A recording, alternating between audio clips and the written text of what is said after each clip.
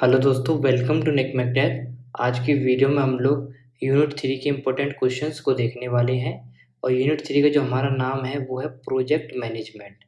तो दोस्तों, इससे पहले मैंने यूनिट फर्स्ट और यूनिट सेकंड को बहुत अच्छी तरीके से समझाया था और उसकी वीडियोस भी बनाई थी। अगर आपने वो वीडियो नहीं देखी है और आप देखना चाहते हो तो ऊपर आई बटन और नीचे डिस्क्रिप्शन बॉक्स में आपको कंप्लीट प्लेलिस्ट मिल जाएगी इस सब्जेक्ट की। आप वहाँ जाकर देख सकते हो। तो आज की वीडियो हम स्टार्ट करते हैं और इस वीडियो के अंदर दोस्तों जो भी इम्पोर्टेंट क्वेश्चंस हमारे यूनिट 3 के हैं उन्हीं क्वेश्चंस के बारे में हम लोग डिस्कस करेंगे। तो देखिए, सबसे पहले हमारे पास इम्पोर्टेंट क्वेश्चन है वो है प्रोजेक्ट मैनेजमेंट, क्योंकि हमारे यूनिट का नाम ही यही है कि प्रोजेक्ट मैनेजमेंट। तो सबसे पहले हम लोग इसी को समझते हैं कि प्रोजेक्ट मैनेजमेंट होता क्या है। तो आप लोग बड़े ध्यान से समझने की कोशिश करिए कि मान लो आप एक प्रोजेक्ट बनाने वाले हो, है ना? आपके दिमाग में एक आइडिया है और उस आइडिया को आप लोग कन्वर्ट करोगे और उससे रिलेटेड आप एक प्रोजेक्ट बनाओगे बेसिकली। आप ये भी चाहोगे कि जो आप प्रोजेक्ट बनाने वाले हो उसमें कहीं से इन्वेस्टमेंट मिल जाए तो बहुत अच्छा हो, है ना? यानी कि 2-3 टीम मेंबर भी बन जाएँ तो भी अच्छा हो, अकेले आपको पैसा ना लगाना पड़े। ये सब आप लोग देखोगे ना। फिर प्रोजेक्ट जब बनाओगे तब ये भी देखोगे कि भाई प्रोजेक्ट में प्लानिंग किस तरीके से करनी है, आइडिया जो आपके पास है उसको एग्ज़ीक्यूट किस तरीके से करोगे, किस तरीके से लीड करोगे अपने प्रोजेक्ट को। बहुत सारी कॉम्प्लेक्सिटी आती ही आती है जब एक प्रोजेक्ट को हम लोग डिज़ाइन करते हैं, है ना? कुछ प्रॉब्लम्स भी आएँगी, उसको आपको नेगलेक्ट करना है। जो आपका गोल है एट एट द एंड वहाँ तक आपको पहुँचना है। तो ये सब क्या है? Project management. तो किस तरीके से आपको प्रोजेक्ट को मैनेज करके करना है, तो ये सब इसी के अंदर आता है। तो देखिए, यहाँ लिखा गया है साफ-साफ कि project management refer to the process of planning. सबसे पहले क्या है दोस्तों? Process of planning, organising and executing a project to achieve a specific goal. पहले हम लोग प्लानिंग करेंगे, फिर हम ऑर्गेनाइज करेंगे ताकि जो हमारा जो प्रोजेक्ट है उसको हम लोग ठीक तरीके से एग्जीक्यूट कर पाएँ, है ना? जो भी हमारा जो स्पेसिफिक गोल है उसके अकॉर्डिंग। मान लो हमारे पास एक कोई गोल है, उसके अकॉर्डिंग हम लोग पहले प्लानिंग करेंगे, भाई हमारा जो प्रोजेक्ट है इस तरीके का प्रोजेक्ट होगा, है ना? और उसी तरीके से हम लोग फिर उसको क्या करेंगे? एग्जीक्यूट करेंगे। And objective with a specific defined constraint such as time, budget and resources. तो दोस्तों, यहाँ पर साफ-साफ यही बोल रखा है कि हमारे पास एक बजट सेट होगा कि भाई इस बजट के अंदर ही हमको अपने प्रोजेक्ट को कंप्लीट करना है और जो-जो रिसोर्सेज हैं हम इसी को यूज़ कर सकते हैं। नेक्स्ट हमारे पास जो यहाँ पर दे रखा है, it involve applications knowledge, skills, tool and technique to successful complete a project. यानी कि अगर हम चाहते हैं कि हमारा प्रोजेक्ट सक्सेसफुली कंप्लीट हो जाए तो उसके लिए दोस्तों एप्लीकेशन ऑफ नॉलेज होनी चाहिए आपको, है ना? स्किल की नॉलेज होनी चाहिए, टूल की नॉलेज होनी चाहिए। तो ये सब की नॉलेज आपके पास हो तभी आप लोग अच्छे तरीके से अपने प्रोजेक्ट को सक्सेसफुली कंप्लीट कर सकते हो। अब इसमें मैं तो आपको कुछ की पॉइंट बता देता हूँ ताकि आप जब एग्ज़ाम में लिखो तो आपको दिक्कत ना हो, परेशानी ना हो। तो सबसे पहले हम लोग क्या करेंगे? प्रोजेक्ट की प्लानिंग करेंगे। अब प्रोजेक्ट की प्लानिंग के अंदर क्या आता है दोस्तों? इ इसके अंदर बहुत सारी चीज़ें आती हैं, जैसे हमारे पास हमारे गोल क्या है ना? प्रोजेक्ट बनाने का मेन गोल है क्या? उसको सबसे पहले हम लोग क्या करेंगे? आइडेंटिफ़ाई करेंगे, प्रोजेक्ट की रिक्वायरमेंट क्या है, फिर डेवलपिंग करेंगे, ठीक है? उसके बाद हम लोग एक डिटेल प्लान बनाएँगे। अब प्लान के अंदर क्या होगा? जैसे देखो, क्रिएटिंग अ वर्क, जो भी हम वर्क वर्क क्रिएट करेंगे और जितना भी उसमें काम होता है उसको हम लोग ब्रेक डाउन करेंगे कि भाई हम लोग मार्केट से कोई प्रोजेक्ट लेकर आए, इसमें ये वाला जो काम है वो एक पर्सन देखेगा, सेकंड जो वर्क है वो कोई और पर्सन देखेगा। तो इसीलिए जो भी वर्क होगा उसको हम लोग क्या करेंगे? ब्रेक डाउन करेंगे एक स्ट्रक्चर वे में, ठीक है? फिर हम एक टाइमलाइन सेट करेंगे, उसके बाद जितने भी रिसोर्सेज़ हैं उसका हम यूज़ करके बेसिकली प्रोजेक्ट कंप्लीट करेंगे। तो प्रोजेक्ट की प्लानिंग बहुत ज़्यादा ज़रूरी होती है और ये सब चीज़ आप लोग प्लानिंग में लिख सकते हो। नेक्स्ट है हमारे पास प्रोजेक्ट ऑर्गेनाइज़ेशन। तो दोस्तों देखो, प्रोजेक्ट ऑर्गेनाइज़ेशन में क्या होता है, इसमें बहुत सारे जो टीम मेंबर या फिर स्टॉक होल्डर्स जो होते हैं ना, वो इन्वॉल्व रहते हैं, ठीक है? कि मान लो हम लोग एक प्रोजेक्ट पे काम करने वाले हैं, हो सकता है वो प्रोजेक्ट आपका छोटा हो सकता है वो प्रोजेक्ट बड़ा हो। अगर बड़ा प्रोजेक्ट होगा तो आप अकेले वर्क नहीं कर सकते हो, आपको एक टीम की ज़रूरत पड़ेगी और इन्वेस्टर्स की ज़रूरत पड़ेगी। तो वही चीज़ है प्रोजेक्ट ऑर्गेनाइज़ेशन। तो इसके अंदर दोस्तों टीम मेंबर्स भी हो सकते हैं और स्टेक होल्डर्स भी हो सकते हैं, ठीक है। और इसमें हम लोग रोल हो गई जिसकी जो रेस्पॉन्सिबिलिटीज़ हैं और हम लोग कम्युनिकेशन चैनल वगैरह क्या है ये सब चीज़ क्या करते हैं, सेटअप करते हैं, ठीक है। बेसिकली हम लोग ये सब सेटअप करते हैं कि भाई जो भी जितने भी टीम मेंबर्स वगैरह है उनके बीच में कम्युनिकेशन किस तरीके से होनी है ना। कोई प्रॉब्लम्स आ रही है किसी के पास, कोई और अच्छा बेटर वे है प्रोजेक्ट को एग्जीक्यूट करने का, वो अपना बता सकता है। तो ये सब प्रोजेक्ट ऑर्गेनाइजेशन में आता है। नेक्स्ट है हमारे पास प्रोजेक्ट एग्जीक्यूशन। अब एग्जीक्यूशन में दोस्तों क्या होगा, एग्जीक्यूशन में ये तरीके से फेज होता है, ठीक है। अब इसमें प्रोजेक्ट का जो मैनेजर होगा वो मॉनिटर करेगा कि भाई प्रोजेक्ट जो हमारा है उसकी प्रोग्रेस क्या है ना। रिसोर्सेज कोई कम रिसोर्स तो नहीं पड़ रहा है, यानी कि जिसकी ज़रूरत है प्रोजेक्ट के अंदर और रिसोर्स खत्म हो गया हो या फिर कम पड़ रहा हो तो उसको कौन अरेंज करेगा, मैनेजर ही तो देखेगा कि प्रोजेक्ट की ग्रोथ कितनी है और क्या किस चीज़ की कमी है वो मैं पूरा कर दूँ, है ना। और देखेगा जो भी एक्टिविटीज़ वगैरह है जो प्रोजेक्ट में हमने प्लान की है वो उस तरीके से वर्क हो रहा है या नहीं हो रहा, और इसमें कोई रिस्क वगैरह जो प्रोजेक्ट में है उसको कम करने की कोशिश भी करेगा, ठीक है। छोटे-मोटे एडजस्टमेंट करने पड़े तो वो भी कर सकता है ये।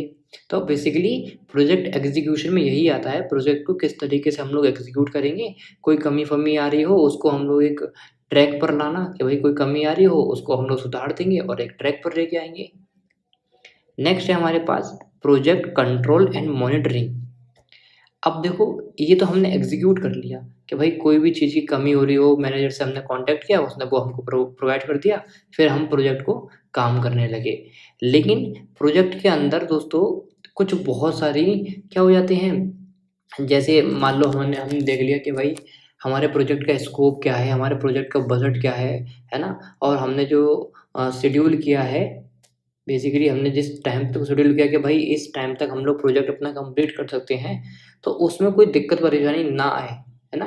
तो ये सब एंश्योर करता है, प्रोजेक्ट को मॉनिटरिंग करते हैं, तो ये भी बहुत ज़्यादा ज़रूरी होती है। और ये करता कौन है? ये प्रोजेक्ट मैनेजर ही करता है। वो बार-बार कंटीन्यूअस मॉनिटर करता रहता है कि प्रोजेक्ट में क्या कमी आ रही है, क्या जो प्रोजेक्ट है जो हमने टाइमलाइन दे रखी है, उस टाइमलाइन तक कंप्लीट हो जाएगा या कंप्लीट नहीं हो पाएगा, ठीक है? उसकी परफॉर्मेंस कैसी चल रही है अपने प्रोजेक्ट की, है ना? और जो भी एक्शंस उसके अकॉर्डिंग ज़रूरत होगी, वो सब ये करता है, ठीक है? और कोई इश्यू वगैरह, परेशानी वगैरह होगी, वो भी ये सॉल्व करने की कोशिश करेंगे।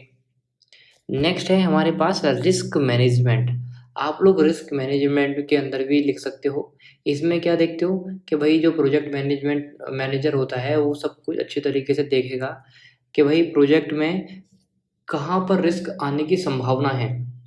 कि मान लो अगर हम ऐसा प्रोजेक्ट एग्जीक्यूट कर रहे हैं तो कुछ ना कुछ कमी तो होगी कि हाँ, इस पॉइंट पे रिस्क है थोड़ा, ये चल भी सकता है और बिगड़ भी सकता है। तो उस चीज़ को पहले क्या करेगा, आइडेंटिफ़ाई करेगा, है ना? रिस्क मैनेजमेंट को क्या करेगा, आइडेंटिफ़ाई करेगा। उसके बाद जो टेक्निक्स वगैरह होती हैं, जो स्ट्रेटजीज़ वगैरह होती हैं उसको सॉल्व आउट करने की, वो उस पे अप्लाई करेगा। तो और कम से कम इम्पैक्ट पड़े। अगर मान लो वो रिस्क आएगा ही आएगा, क्योंकि कुछ भी हम लोग काम करते हैं तो रिस्क आता ही आता है। तो जब रिस्क की बात हो ही रही है तो दोस्तों, तो ये कोशिश की जाती है कि जो रिस्क आ रहा है आपके प्रोजेक्ट के अंदर, वो कम से कम रिस्क आए, है ना? तो इस चीज़ को भी एंश्योर करना बहुत ज़्यादा ज़रूरी है। नेक्स्ट है यहाँ पर communication and stakeholders management. यानी कि दोस्तों हमारे प्रोजेक्ट के अंदर जिसने भी पैसा लगाया है, अपना इन्वेस्ट किया है, और उन सब के बीच में कम्युनिकेशन किस तरीके से हो, इसको भी एंश्योर करना ज़रूरी है। क्या मान लो 5 बंदे हैं ये प्रोजेक्ट के अंदर और पाँचों के बीच अच्छी कम्युनिकेशन है ही नहीं, तो ये चीज़ तो हमारे प्रोजेक्ट जब हम एग्ज़ीक्यूट करेंगे, प्रोजेक्ट को किसी के सामने दिखाएँगे दोस्तों, तो वहाँ पर प्रॉब्लम्स बहुत सारी आएँगी।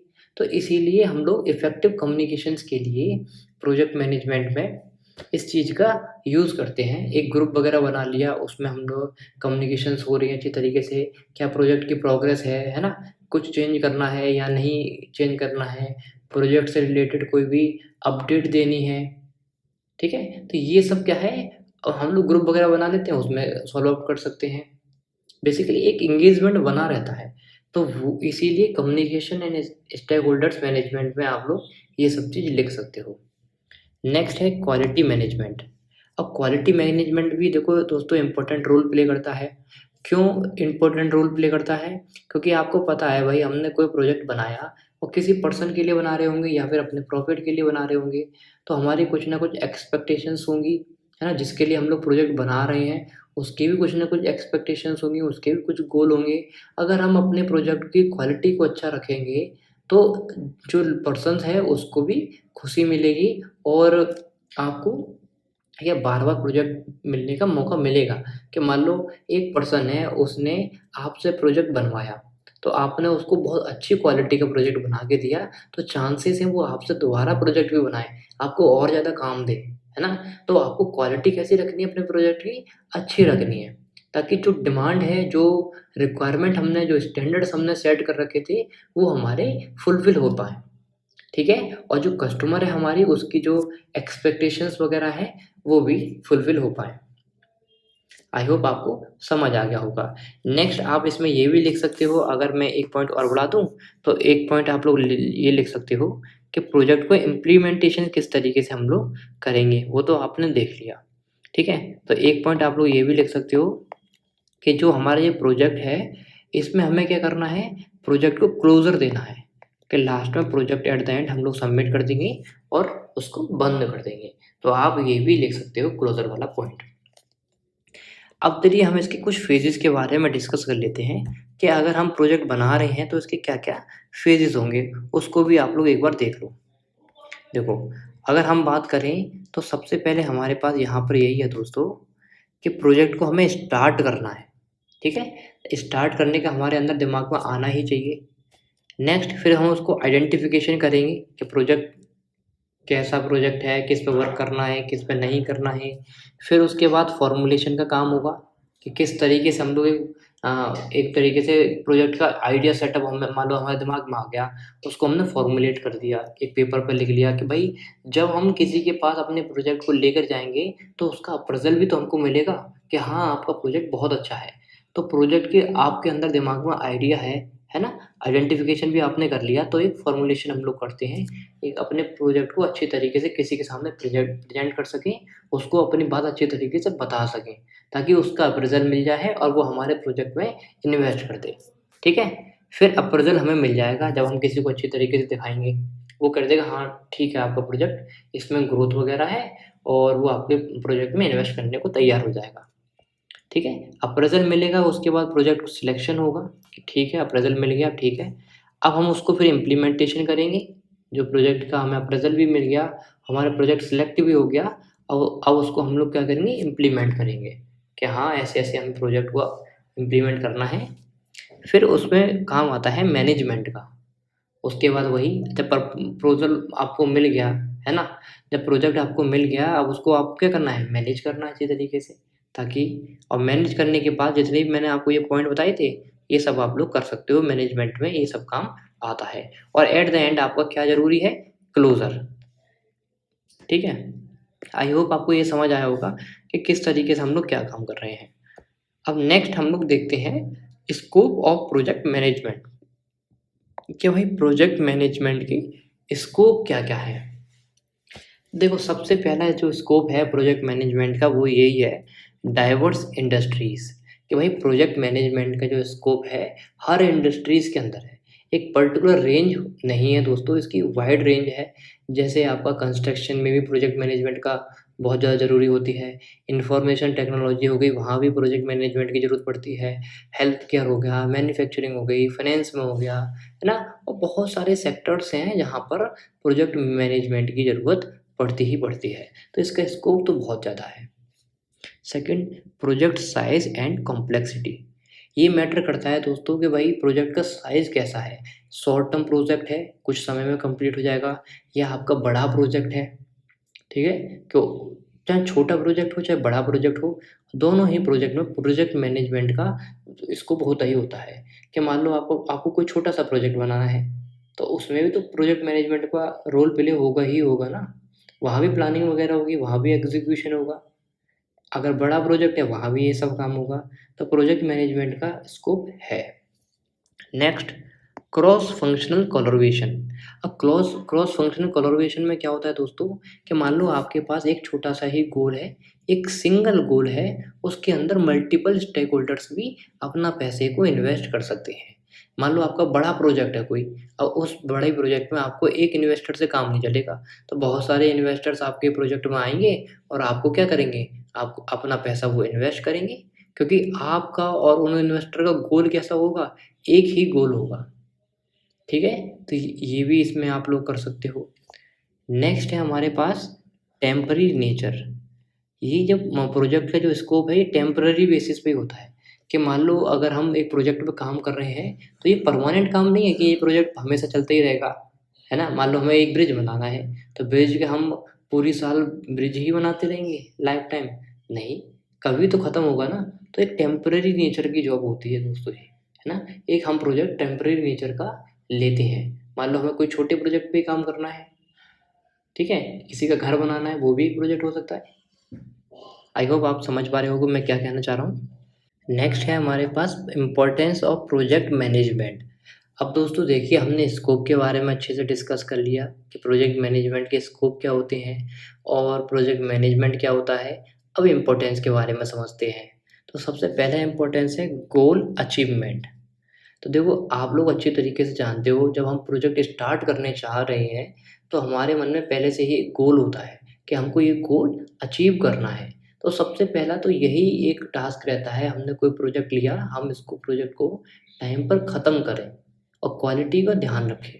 तो ये हमारा क्या होता है, एक मेन पार्ट होता है। तो इसीलिए गोल अचीवमेंट बहुत ज़्यादा ज़रूरी होता है, क्योंकि प्रोजेक्ट मैनेजमेंट इंश्योर करके चलता है जो हमारा प्रोजेक्ट है वो एग्जीक्यूट हो एक स्ट्रक्चर्ड वे में या फिर स्ट्रक्चर्ड मैनर में, और ऑर्गेनाइजेशन को हेल्प भी करे ताकि जो उनके गोल्स है वो अच्छी तरीके से उसको अचीव कर पाएँ, जो उनके ऑब्जेक्टिव्स उन्होंने सेट कर रखे हैं उसको मैच कर पाएँ।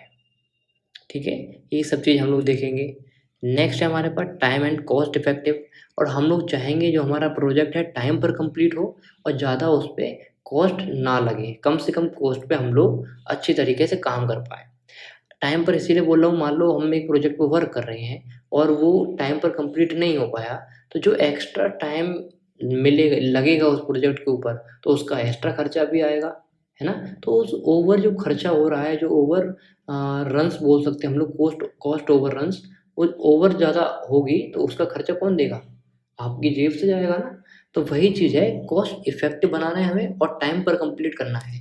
ये नहीं टाइम हम लगा रहे हैं और कॉस्ट हमारी बढ़ रही है, ऐसा हमें नहीं करना है। ये सब चीज़ हमें देखनी है कि भाई क्या रिसोर्सेज हैं, है ना। कॉस्ट मैनेजमेंट के अंदर ही यही सब जाएगा, टाइमलाइंस के बारे में यहाँ पर आ गया।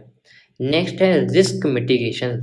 रिस्क मिटिगेशन में क्या है दोस्तों कि मान लो जब हम कोई प्रोजेक्ट कर रहे हैं उसमें कुछ ना कुछ रिस्क आएगा ही आएगा, तो हमारा रोल यही रहेगा दोस्तों, जो हमारी प्रोजेक्ट मैनेजमेंट है उसकी मदद से हम लोग क्या कर सकते हैं, जो प्रोजेक्ट में रिस्क आने वाला है उसको रिस्क को हम लोग कम कर सकते हैं, है ना। तो इसीलिए आप लोग रिस्क मिटिगेशन में ये सब लिख सकते हो।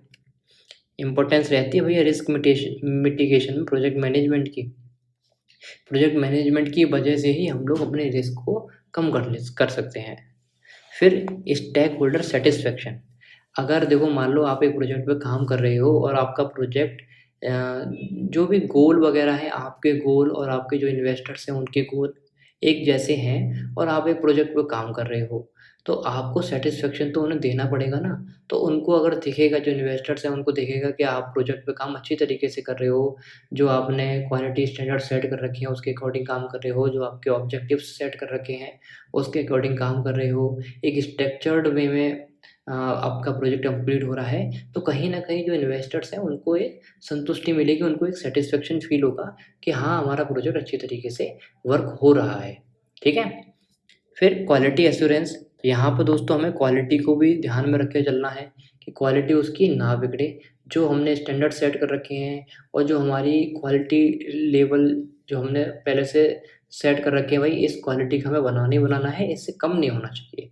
इससे अच्छी क्वालिटी मिल जाए तो बहुत अच्छी बात है। ठीक है? इसमें इंस्पेक्शंस वगैरह हम लोग करते हैं और हम क्या करते हैं, इम्प्लीमेंटेशन क्वालिटी एश्योरेंस प्रैक्टिस, ताकि हम हाई क्वालिटी में अपने आउटकम्स को दे पाएँ, डिलीवर कर पाएँ। नेक्स्ट है हमारे पास चेंज मैनेजमेंट। अब चेंज मैनेजमेंट में दोस्तों क्या होगा कि भाई इसमें मान लो हम कोई प्रोजेक्ट पे काम कर रहे हैं, उसमें कुछ ना कुछ कमी आ रही है, तो हम लोग मैनेजमेंट को भी चेंज कर सकते हैं कि ये काम आप मत करो, कोई और पर्सन कर सकता है। तो जो छोटी-मोटी कमियाँ वगैरह आ रही है ना, तो चेंज मैनेजमेंट से हम लोग सेटअप कर सकते हैं। ठीक है? हम आपस में डिस्कस करेंगे, भाई ये काम तू अच्छे तरीके से नहीं कर पा रहा है, इसको कोई और कर लेगा। क्योंकि हमारा एट द एंड गोल यही होगा कि हम अपने प्रोजेक्ट को टाइम पर ख़त्म करें और कोई परेशानी उसमें ना आए। अगर कोई दिक्कत परेशानी आ रही है, वो जल्द से जल्द ख़त्म हो या फिर उन परेशानियों को कम से कम किया जाए। नेक्स्ट है lesson learn and knowledge management.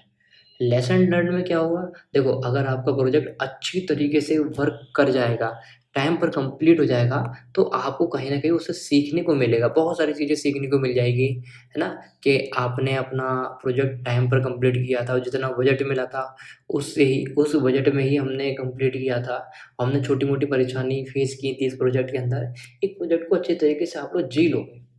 इससे आइडिया ये हो जाएगा कि अगर अगली बार कोई प्रोजेक्ट सेम प्रोजेक्ट आता है, तो इतना टाइम आपको नहीं लगेगा। पहले से आइडिया होगा क्या परेशानी आ सकती हैं और क्या परेशानी नहीं आएगी, क्या इसकी एस्टिमेशंस वगैरह हैं, कॉस्ट वगैरह की ना, वो सब आपको पहले से पता चल जाएगा। ठीक है? तो अपने जो आपने लेसन किया है, उससे लर्न करना है। ठीक है? नेक्स्ट है हमारे पास कॉम्पिटिटिव एडवांटेज। अब देखो कॉम्पिटिटिव एडवांटेज में क्या होता है, effective project management can provided organisation with a competitive advantage. ठीक है, अब इसमें हम लोग क्या करते हैं, इट डिलीवर्स या फिर it enables them to deliver project on times. Competitive advantage में यही होता है दोस्तों, जो प्रोजेक्ट है उसको टाइम पर हमें क्या करना है, डिलीवर करना है, बजट के अंदर डिलीवर करना है और हाई क्वालिटी आउटकम्स के साथ डिलीवर करना है। अगर हम लोग इस तरीके से कर देंगे तो इससे हमारी क्या होगी, जो हमारी रेपुटेशंस वगैरह है दोस्तों, उसको कहीं न कहीं बढ़ावा मिलेगा, एनहांसमेंट उसको मिलेगा ही मिलेगा और कस्टमर की सैटिस्फैक्शन भी मिलेगी। ठीक है?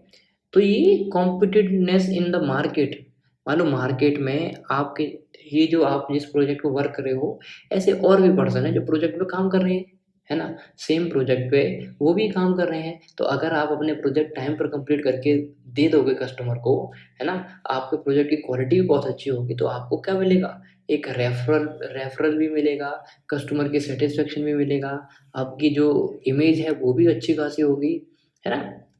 कहीं न कहीं मार्केट से आप उभर के आगे बढ़ोगे। आपके पास बहुत सारे प्रोजेक्ट आने की संभावना फिर बढ़ जाएगी। तो ये सब आप लोग कॉम्पिटिटिव एडवांटेज के अंदर लिख सकते हो। आई होप आपको समझ आ गया होगा कि भाई प्रोजेक्ट मैनेजमेंट की बहुत ज़्यादा इम्पोर्टेंस होती ही होती है। चलिए अब हम नेक्स्ट बढ़ते हैं, हमारे पास है stages of project development life cycle. यानी कि प्रोजेक्ट डेवलपमेंट लाइफ साइकिल में कौन-कौन सी स्टेजेस होती हैं, उसके बारे में हम लोग डिस्कस कर लेते हैं। तो देखिए सबसे पहली जो स्टेज होती है वो होती है इनिशियल, है ना? क्या है? इनिशिएशन। अब देखो इनिशिएशन में दोस्तों क्या हो रहा है, हम लोग ये इनिशियल फेज़ होता है, यानी कि स्टार्टिंग का जो फेज़ होता है प्रोजेक्ट का, वो ये फेज़ होता है। यहाँ पर क्या होते हैं, जब आइडिया और आइडिया को बेसिकली हम लोग आइडेंटिफ़ाई करते हैं कि भाई एक आइडिया आया, भाई ये आइडिया सही है, इसकी नीड क्या है प्रोजेक्ट की, उसको हम लोग आइडेंटिफ़ाई करेंगे पहले। ठीक है? और फिर सोचेंगे कि ये फ़ीज़िबल है भी या नहीं, ये हमारे जो गोल हैं उससे ये आइडिया मैच कर रहा है या नहीं कर रहा है। उसके ऑब्जेक्टिव्स को हम लोग डिफ़ाइन करेंगे, फिर स्टेक होल्डर्स वगैरह होंगे उसको आइडेंटिफ़ाई करेंगे कि भई स्टेक होल्डर्स कौन से होंगे, यानी जो हमारे प्रोजेक्ट में पैसा लगाएँगे। ठीक है? तो ये पहली स्टेज होती है हमारी। सेकंड स्टेज होती है प्लानिंग की, फिर हम प्लान करेंगे। आइडिया हमारा कन्फर्म हो गया, फिर हम लोग प्लान करेंगे कि भाई अपने प्रोजेक्ट को किस तरीके से हमें डेवलप करना है। ठीक है? जिसमें प्रोजेक्ट के स्कोप क्या हैं, ऑब्जेक्टिव्स क्या-क्या हैं, डिटेल प्लान को हम लोग डेवलप करेंगे और जो प्रोजेक्ट की टाइमलाइन्स वगैरह हैं, क्या उसमें रिस्क रहेगा, बजट क्या रहेगा, है ना? उन सबको हम अच्छी तरीके से पहले प्लानिंग कर लेंगे, भाई ये प्रोजेक्ट हम इस प्रोजेक्ट पे ऊपर काम करने वाले हैं, इसमें इतना खर्चा आएगा, इसमें इतना रिस्क रहेगा और ये सब की प्लानिंग हम लोग पहले से ही कर लेंगे। फिर आएगा एग्ज़ीक्यूशन के बारे में, कि चलो हमने आइडिया ले लिया, प्लानिंग कर ली, फिर उसको एग्ज़ीक्यूट भी तो करना है। तो फिर हम उसको क्या करेंगे, एग्ज़ीक्यूट करेंगे। ठीक है? एग्ज़ीक्यूट करने के बाद मॉनिटरिंग एंड कंट्रोल होगा। हमने एग्जीक्यूट तो कर दिया, काम तो हमारा चालू हो गया। काम चालू होने के बाद बहुत सारी परेशानियाँ जो आती हैं, उन सबको मॉनिटर करेंगे हम लोग। टाइम टू टाइम अपडेट करेंगे अपने जो कॉलीग्स वगैरह हैं, जो आपके दोस्त वगैरह हैं, जो आप जिन्होंने स्टेक होल्डर्स हैं दोस्तों, जिन्होंने पैसा लगाया है, उनसे कम्युनिकेट भी करोगे, उनसे प्रॉब्लम सॉल्व भी करोगे। कोई प्रॉब्लम आ रही है, उनको बताओगे भी, है ना? तो बहुत सारी चीज़ें आती हैं मॉनिटरिंग एंड कंट्रोल में। कोई दिक्कत आ रही हो, कोई रिस्क आपके प्रोजेक्ट में आ रहा हो, उसको कैसे कम किया जाए, कोई रिसोर्स वगैरह ख़त्म हो गई हो, उसको टाइम से पहुँचाया जाए। तो ये सब आपका मॉनिटरिंग एंड कंट्रोल के अंदर आएगा। फिर सबसे लास्ट स्टेज होती है दोस्तों क्लोज़र की, कि ये सब काम आपने कर दिया, तो फाइनली आपको अपना प्रोजेक्ट को सबमिट करना है, ठीक है? तो आप क्या करोगे, प्रोजेक्ट को सबमिट करोगे। और प्रोजेक्ट सबमिट में क्या आएगा, अगर आपका प्रोजेक्ट टाइम पर कंप्लीट हो गया होगा, है ना, क्वालिटी के साथ कंप्लीट हुआ हो, जो आपने क्वालिटी सेट कर रखी थी, जो आपके ऑब्जेक्टिव्स थे वो सब पूरे हो गए होंगे, तो आपको कहीं न कहीं एक सैटिस्फैक्शन वाली फीलिंग आएगी। और जो कस्टमर्स होंगे, उनकी नज़रों में भी आप लोग बहुत अच्छे बनोगे और चांसेस हो गए आपको दोबारा प्रोजेक्ट मिल पाए, ठीक है? तो आज की वीडियो हम लोग यहीं तक रखते हैं। नेक्स्ट वीडियो में इसके आगे के जो टॉपिक्स रखें उसको कवर करेंगे। तो अगर आपको ये वीडियो पसंद आई है, हेल्पफुल लगी, तो इस वीडियो को लाइक करें, अपने दोस्तों के साथ शेयर ज़रूर करें। मिलते हैं नेक्स्ट वीडियो में, तब तक के लिए बाय, थैंक यू।